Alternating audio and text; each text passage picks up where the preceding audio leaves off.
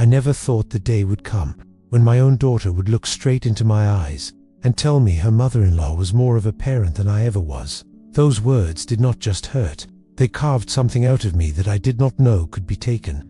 And for weeks, I carried that wound in silence until the truth I had been hiding for 30 years finally came to light. My name is Robert, and I am 73 years old. For most of my life, I believed I was doing everything right. I worked hard, I provided, I kept my family fed, clothed, and safe. But somewhere along the way, I forgot that love is not just about what you give materially. It is about what you give of yourself. This emotional story begins on a Sunday afternoon last spring. My daughter Sarah invited me over for dinner. It had been months since we had spent real time together. Life gets busy, I told myself. But the truth was, Sarah and I had grown distant. Not because of any one argument, just distance. The kind that builds slowly, like dust settling on something you once held dear. When I arrived, my granddaughter Emma ran to hug me. She was 8, full of light and laughter. My son-in-law David greeted me warmly, and then there was Sarah. She smiled, but it did not reach her eyes. I could feel something heavy in the air, like a storm waiting to break. We sat at the dinner table. Emma chatted about school, David talked about work, and Sarah was quiet, too quiet. I had known my daughter long enough to recognize when something was wrong. Finally, she spoke. "Dad, can I ask you something?"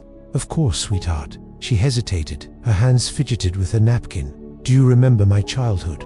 I mean, really remember it?" The question caught me off guard. "Of course I do. You and your brother Michael. You had everything you needed." "That is just it, Dad." Her voice trembled slightly. "We had everything we needed, but we did not have you." The room went silent. Even Emma stopped eating. I tried to laugh it off. "Sarah, I worked 60 hours a week to give you that life." "What are you talking about?" "I am talking about the recitals you missed, the parent-teacher meetings Mom went to alone, the bedtime stories I never got, the questions I asked that you were too tired to answer." Her eyes began to glisten. "I am talking about feeling like I was bothering you every time I wanted to show you something I had made or tell you about my day." My heart started to pound. This was not how I expected the evening to go.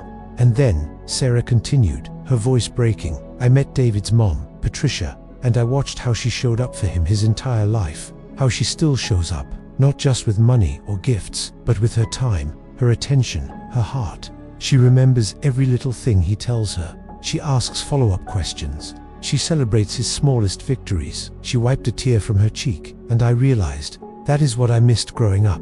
That is the parent-child relationship I never had with you. Patricia has been more of a mother figure to me in 5 years. Then, she could not finish the sentence, but she did not need to. The words hung in the air like smoke. My own daughter was praising her mother-in-law while sitting across from me, essentially saying I had failed her. The regret and forgiveness I needed felt miles away. I wanted to defend myself. I wanted to list everything I had sacrificed. Instead, I just sat there, feeling like I had been hollowed out. David gently squeezed Sarah's hand. Emma looked confused, and I excused myself and left. For weeks after that dinner, I could not stop thinking about what Sarah had said. At first, I was angry, defensive. Did she not understand how hard I had worked, how much I had given up? But late at night, alone in my house, Margaret, my wife, had passed 5 years earlier. I started to remember things I had buried. I remembered Sarah's 5th grade play. She had begged me to come. I had promised I would, but a work deadline came up, and I chose the deadline. I remembered her face when I got home that night, the way she tried to hide her disappointment when she said, "It is okay, Daddy. Mum recorded it for you." I remembered Michael's baseball games, the science fair projects he worked on alone, the countless times my children had reached for me, and I had been too preoccupied, too exhausted, too focused on the next bill to pay. And I remembered Margaret, sweet, patient Margaret. She never complained. She held our family together while I convinced myself that providing was the same as being present. She carried the emotional weight of our household alone, and I let her. This family drama story was becoming my life regret, and I did not know how to fix it. One evening, my old friend Joe came by for coffee. I told him everything. "Robert," he said quietly, "Sarah does not hate you. She is just grieving the father she wishes she had had. There is a difference." But I was there. I insisted. I worked myself to the bone for them. "You were there physically sometimes," Joe said, But were you really present? Could they feel your love, or just your stress? His words struck deep, and they reminded me of something I had never told my children, something I had carried alone for 3 decades. I called Sarah the next day and asked if I could see her. She agreed, though her voice was cautious. When I arrived, it was just the two of us. David had taken Emma to the park. "Sarah," I began, my hands shaking slightly, "I need to tell you something I should have told you years ago. Something that might help you understand, though it does not excuse anything." She waited, her expression guarded but curious. "When you were 4 years old," I said slowly, "your grandfather, my father, passed away suddenly. He was only 58, heart attack, no warning." I paused, the memory still painful. But before he died, he and I had been planning to start a business together, something we had dreamed about since I was a kid. We were going to build something meaningful, something that would last. Sarah's expression softened slightly. "When he died, that dream died too, and I spiraled. I threw myself into work because I was terrified. Terrified that life was short. Terrified that if I did not secure everything financially, I would leave you and Michael and your mother vulnerable, the way my mother was left. My mom struggled for years after Dad died. I watched her work 3 jobs. I watched her lose our childhood home." My voice cracked, so I made a choice, a terrible, misguided choice. I decided that the best way to love you was to protect you financially, to make sure you would never go through what I went through. And in doing that, I forgot that what you needed most was not security. It was me. Tears streamed down Sarah's face now. "Dad, I know it does not change anything," I continued. "I know I cannot get those years back. I missed so much, and I am so sorry. Your mother tried to tell me. She would say, 'Robert, they need you here, not just your paycheck.' But I was so consumed by fear that I could not hear her." Sarah stood up and walked over to me. She knelt beside my chair. "Dad, I did not know. I am sorry too. I am sorry you carried that pain alone.